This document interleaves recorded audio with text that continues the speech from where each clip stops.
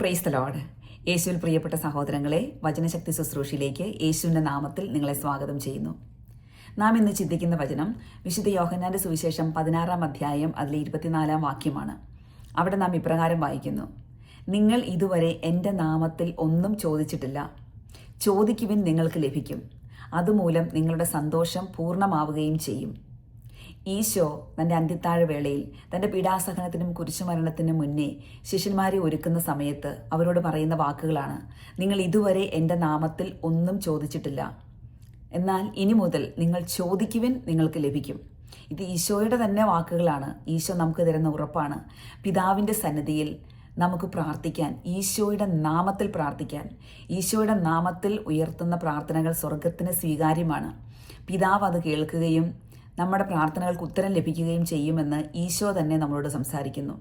ഈശോയുടെ നാമത്തിൽ പ്രാർത്ഥിക്കുക എന്ന് പറഞ്ഞാൽ ദൈവഹിതം അനുസരിച്ച് പ്രാർത്ഥിക്കുക.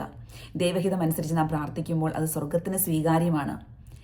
ഈശോയുടെ നാമത്തിൽ നാം പ്രാർത്ഥിക്കുമ്പോൾ നാം നമ്മെ തന്നെ സ്വർഗത്തിൻ്റെ മുമ്പിൽ, പിതാവിൻ്റെ മുമ്പിൽ എളിമപ്പെടുത്തുകയാണ്.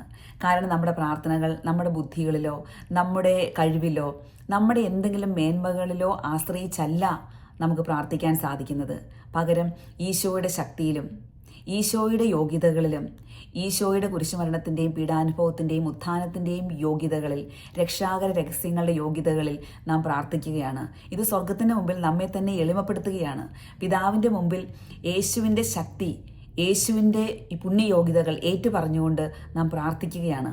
ഈ പ്രാർത്ഥനകൾക്ക് ഉത്തരമുണ്ടാവും. യേശുവിൻ്റെ ഈ ഒരു ആഹ്വാനം നമ്മുടെ ഹൃദയത്തിൽ നമുക്ക് സ്വീകരിക്കാം. നല്ല ബോധ്യത്തോടുകൂടി ഈശോയുടെ നാമത്തിൽ നമ്മുടെ പ്രാർത്ഥനകൾ സമർപ്പിക്കാം.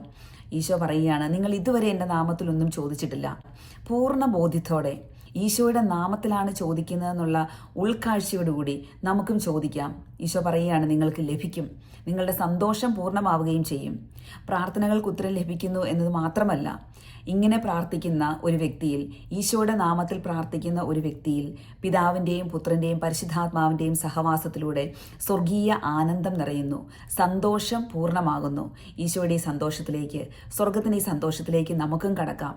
ഈശോയുടെ നാമത്തിൽ, നിത്യപുരോഹിതനായ ഈശോയുടെ നാമത്തിൽ, നമ്മുടെ സ്വർഗീയ മധ്യസ്ഥനായ ഈശോയുടെ നാമത്തിൽ, പ്രൈസ് ദി ലോർഡ്, യേശുവിൻ്റെ നാമത്തിൽ പ്രാർത്ഥിക്കുവിൻ നിങ്ങൾക്ക് ലഭിക്കും, നിങ്ങളുടെ സന്തോഷം പൂർണ്ണമാവുകയും ചെയ്യും.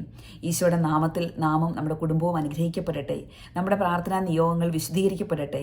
ഇന്ന് നാം ആഗ്രഹിച്ച് പ്രാർത്ഥിക്കുന്ന കാര്യങ്ങൾ യേശുവിൻ്റെ നാമത്തിൽ സംഭവിക്കട്ടെ. ആമേൻ.